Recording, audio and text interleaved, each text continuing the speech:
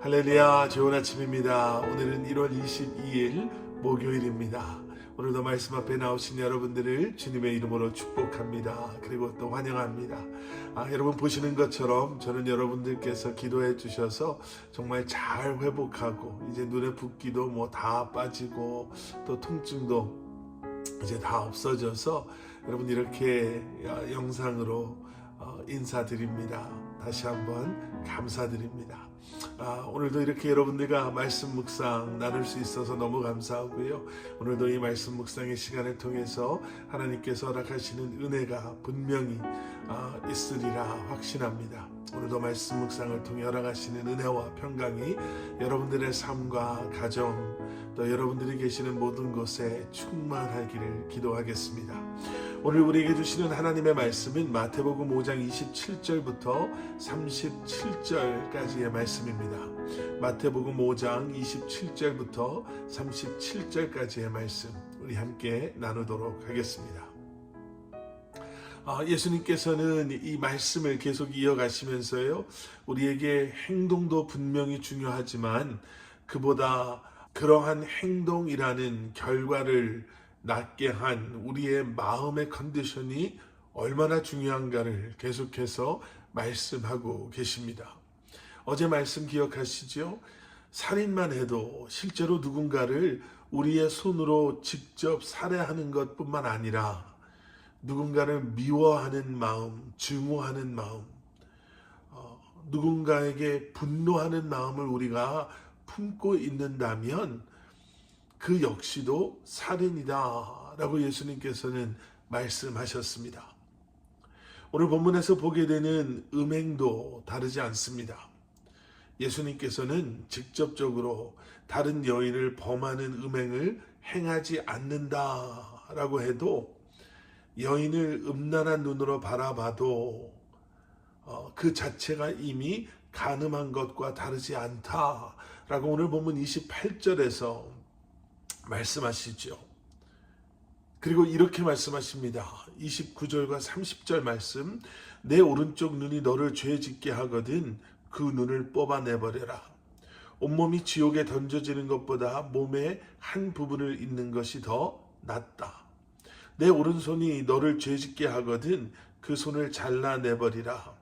온몸이 지옥에 던져지는 것보다 몸의 한 부분을 잃는 것이 더 낫다. 앞에서 음란한 눈으로 여인을 바라보는 것, 간음하는 것에 대한 말씀 뒤에 나오는 말씀이기에 그 눈에 대해 또 죄를 지은 손에 대해 말씀하고 계시는 것이기 때문에 이 부분을 우리가 분명하게 이해하는 것이 중요합니다. 초대교회에서는요, 이 말씀을 문자 그대로 지켰던 그런 때가 있었다라고 합니다. 음행한 마음으로 음란한 눈으로 남을 바라보는 사람의 눈을 빼어버리고 죄를 지은 사람의 손을 잘라버리는, 우리가 이렇게 이 말씀을 이해해야 하나, 아니면 우리가 어떻게 예수님께서 우리에게 주시는 이 말씀을 온전히 이해할 수 있을까? 마틴 루터가 이런 말을 했었죠. 새가 머리 위를 날아가는 것, 그것은 우리가 어떻게 할 수는 없지만 머리 위에 그 새가 둥지를 트는 것은 막을 수 있습니다. 지나가는 사람의 아름다움을 보게 되는 것, 그것이 어떠한 마음이든 그 사람을 쳐다보게 되는 것, 그리고 좋다 하는 감정을 느끼는 것은 여러분 어쩔 수 없을 것입니다. 하지만 문제는 그것을 계속해서 마음에 품고 즐기는 것, 그리고 결국에는 그러한 마음이 음란한 생각으로 이어지게 하고 그것에 의해 음란한 행동을 하게 되는 것, 이것이 문제라는 것이죠. 그런 마음을 우리가 계속해서 내버려 두면 당장에는 아무런 행동을 하지 않을 수도 있겠지만 결국 우리의 마음 속에 음란이란 죄가 뿌리내리기 시작하고 더 이상 우리가 걷잡을 수 없는 그 음란이라는 감정, 그 죄의 흐름 속에 우리의 행동을, 생각을 타협하고 결국에는 음란한 행동을 할 수밖에 없는 것이 되어버립니다. 자, 그러면 어떻게 해야 할까?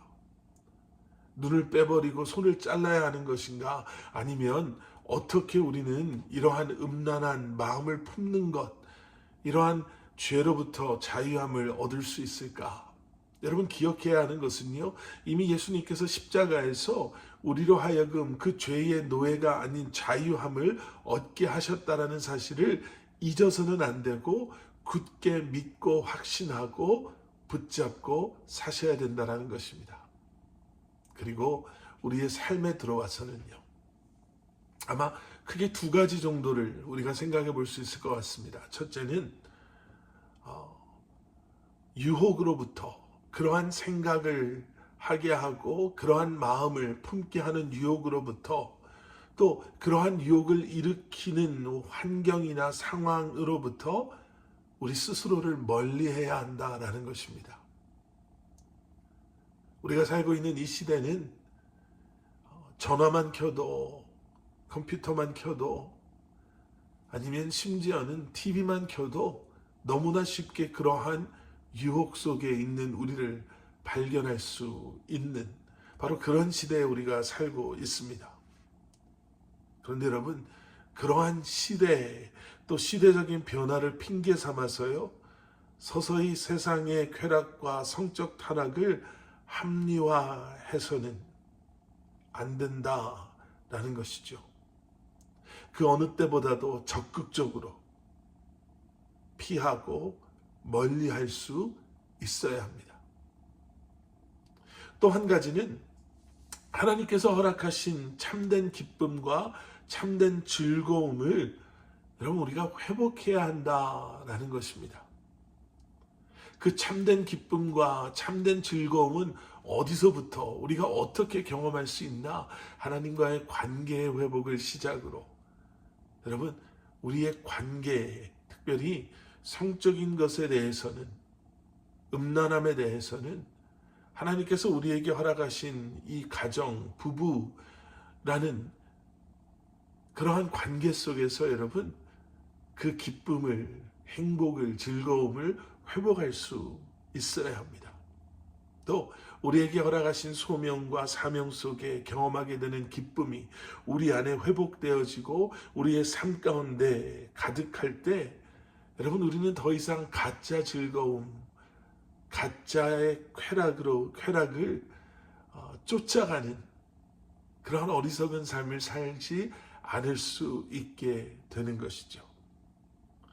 여러분, 거룩한 삶은요, 거룩한 관계에서 시작됩니다. 부부의 관계가 그래서 중요하고요. 가정이 그래서 중요하고요. 영적 가족인 공동체 안에서의 우리의 관계가, 그리고 가장 중요한 우리와 주님과의 관계가 회복되어지고 건강하고 아름답게 세워질 때, 새가 우리의 머리 위를 아무리 날아다녀도 우리는 그 새가 우리 머리 위에 둥지를 틀지 못하도록 우리 스스로를 보호하고 우리로 하여금 그러한 유혹으로부터 멀리하는, 그리고 거룩한 기쁨과 즐거움 속에 함께하는 삶을 살아갈 수 있는 줄 믿습니다. 함께 기도하시겠습니다. 사랑의 아버지 하나님, 주님 감사합니다. 새로운 한 날, 유혹에 힘없이 무너지고 쓰러지는 것이 아니라 말씀으로 채워지고 주님의 영으로 채워지고 주님과의 회복된 관계, 함께하는 가족들과의 관계, 지체들과의 아름다운 관계 속에 그 유혹 속에서도 이겨낼 수 있는 거룩한 삶을 향해 나아갈 수 있는 그러한 하나님의 자녀들이 될 수 있도록 은혜 내려 주시옵소서. 예수 그리스도 이름 받들어 간절히 기도드렸사옵나이다.